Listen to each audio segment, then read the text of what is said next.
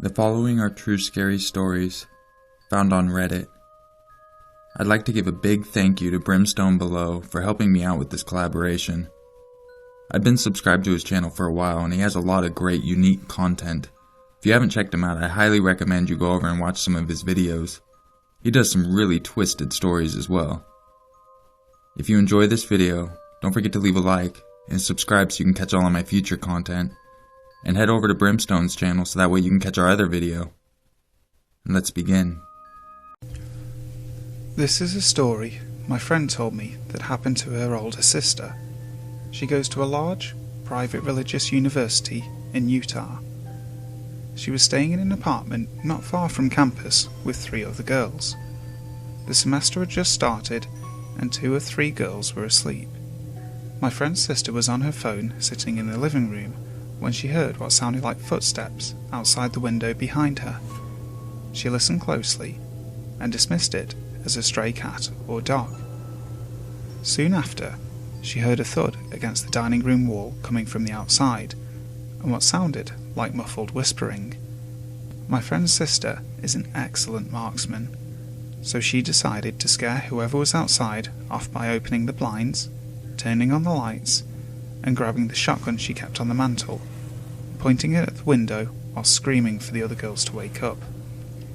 She saw a short man wearing all black and a ski mask running away. The cops came shortly after and she filed a report. Fast forward to a few weeks later. My friend's sister keeps seeing a small white truck with tinted black windows following her. She dismisses it as her imagination, but it freaks her out a little. One weekend, her roommates have gone out of town, so it's just her by herself. Right as she's trying to fall asleep, she hears a pounding at her door. She bolts to the door and looks through the peephole to see a cop standing there. "Who are you?" she asks. "I'm a cop," says the guy. "Open up, it's the law," he yells menacingly. My friend is starting to call bullshit, but she's scared of disobeying him in case he actually is a cop. "Why are you here so late?" she asks. "Remember a few weeks ago when that guy tried to break into your house? I have an update on him." My friend is freaking out now, because why would a cop come to try and talk to her about the case so late, and by himself? He wasn't even the officer who helped her fill out her report. "Show me your badge," she demanded. He pulled it out and shoved it into the peephole, and my friend breathed a sigh of relief. Right as she was unlocking the door, she glanced down his legs and noticed this cop had very elevated platform boots, a machete on his utility belt, and the name on his uniform didn't match the name on his badge. "You're not a fucking cop," she yelled at him. The fake cop screamed and started slamming on the door saying, "I am an officer of the law and you will obey me. Open up. Police!" She called 911 and held her weight behind the front door, clutching her shotgun until the cops arrived. The guy was long gone by then, but he left behind his cap, which was a prop from a party store. The day after this, my friend broke her lease, moved to a new city in Utah, transferred schools, and bought a Doberman to keep her company. They never caught the guy, so hopefully he never did this to another girl.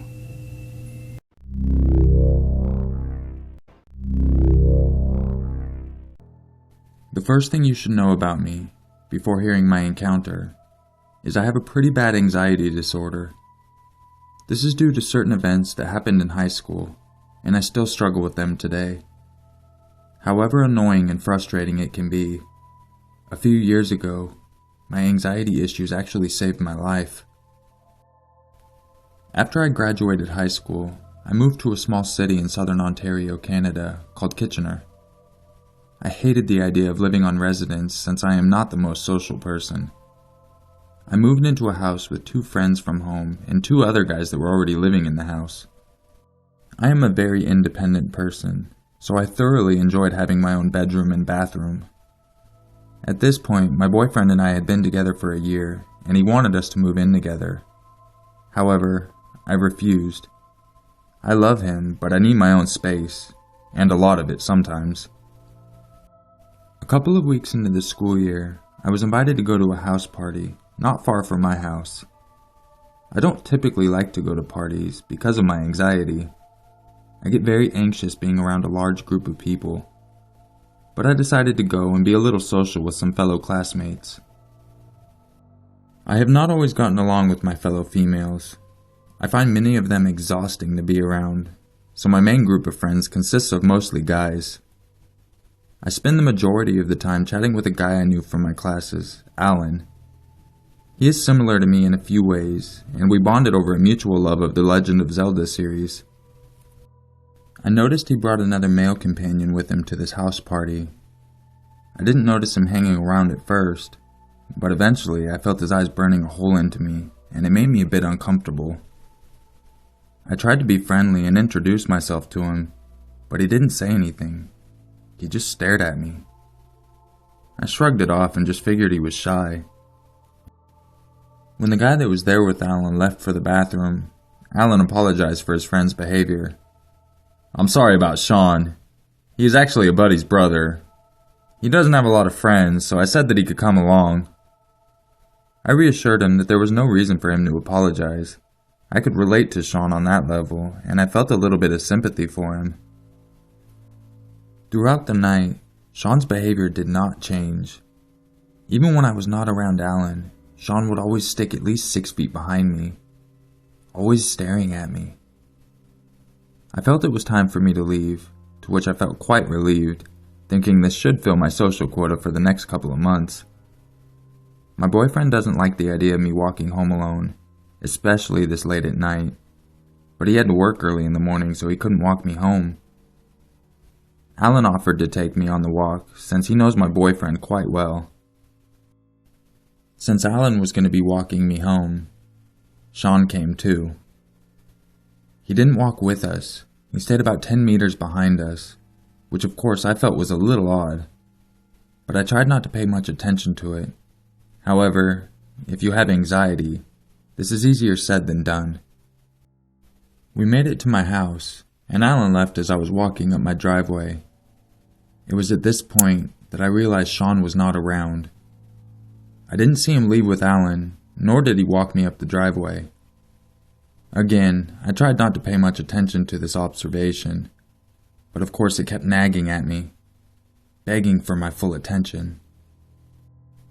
I fumbled with my keys and was about to put the key in the keyhole when Sean popped out of the bush next to my door. To say it startled me would be quite the understatement. I damn near shit myself. Breathing heavily, he stared into my eyes and said, "Nice place. I'll see you later." And with that, he was gone. I hurried inside and locked the door quickly behind me. I went around to all of the windows and doors, making sure that they were all shut and locked. This is part of my nightly routine, but I made sure to do it much slower tonight, double and triple checking every entrance to the house. I went up to my room and my phone dinged as I received a notification from Facebook. It was a friend request from Sean. I ignored the request. Before I headed off to bed, my phone rang again. This time it was a message from a number I didn't recognize. I never answer numbers I don't know, so I ignored it and went to sleep. When I woke up in the morning, I had 55 text messages from this unknown number. I had my suspicions that it was Sean, but now I can confirm it. I was going to school for nursing at the time, and some of the messages were him calling me his naughty little nurse, and how he wanted me to stick him with needles, and then do it to myself. He would describe my body in great detail, right down to my cup size. I didn't reply, and I blocked his number, but it made no difference. He would message me on Facebook, so I reported him and blocked him. However, he would make new profiles and message me from them. This went on for a couple of weeks, before it started to get much worse. I was heading back to my room after having a shower, and I noticed that I had a message from Facebook. It read, "I love when your red hair is wet. It looks like blood dripping down your body." My stomach felt like it had dropped to my feet. There was a small window in my bathroom.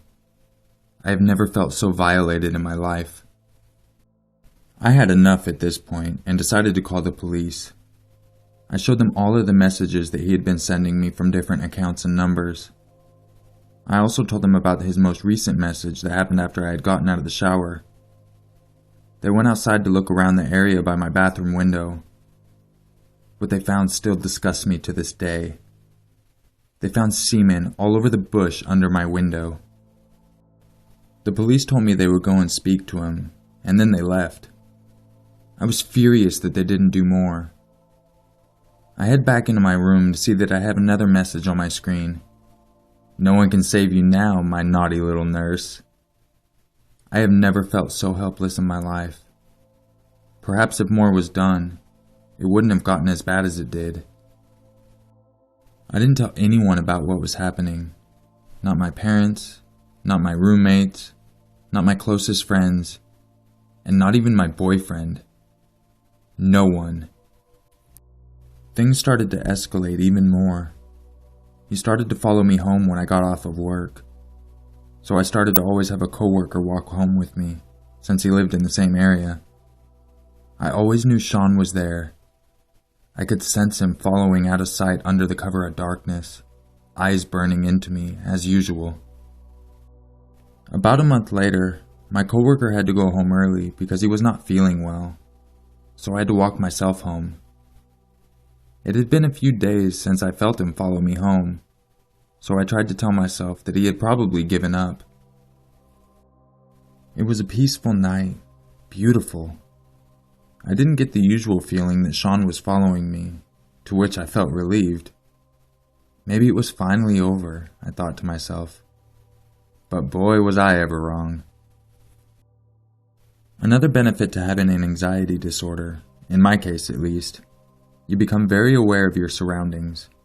I know everything about my house and where everything is supposed to be. My roommates all went to their families' home for the weekend, so I knew I would be coming home to a fully locked and secure house. Walking up to the front door, I got this feeling that something was terribly wrong. I unlocked the door and stepped inside. Everything in the front hallway was in order. I walked into the living room where we had a sliding glass door leading out to the patio. It was then that I stopped dead, and I noticed it. The sliding door was not locked properly. The lock on it was kind of hard to push down for it to lock all the way. When I looked at it, it was only halfway down, as if someone had tried to lock it but didn't push it down the rest of the way when the lock started to resist. It was at this moment that I literally froze in fear. My roommates had left before I went to work, so I was the one who had locked the house up. Even if any of them had come back while I was at work, they never used the patio doors since they have keys. Plus, they all know about the fight you have to have with the door in order for it to lock properly. I ran into the basement and locked myself in the bathroom and called the police. It seemed like hours had passed before I heard a firm knock on the bathroom door and a male voice saying, "Police! Open up!" I didn't move at first, afraid that whoever had broken into my house was just trying to get me out of the bathroom. But then I heard a muffled static voice from the policeman's radio. I opened the door and was greeted by 3 officers standing in front of me.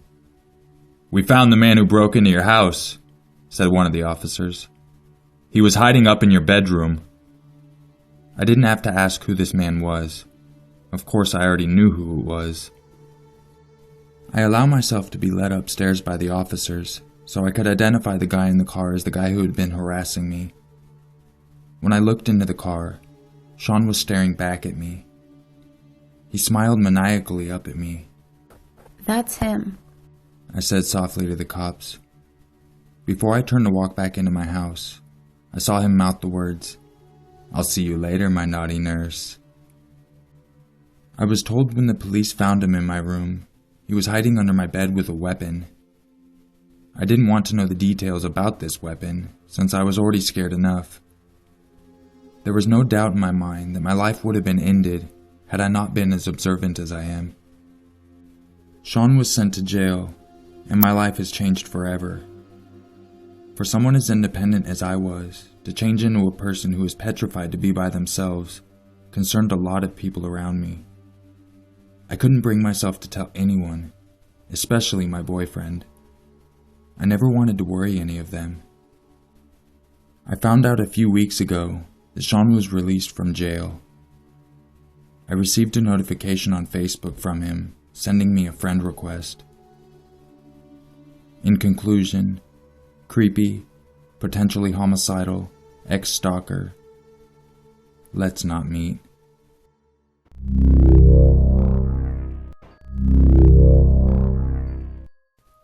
We hope you enjoyed this video, and if you did, don't forget to leave a like and head over to Brimstone Below's channel so you can see our other video that we worked on together.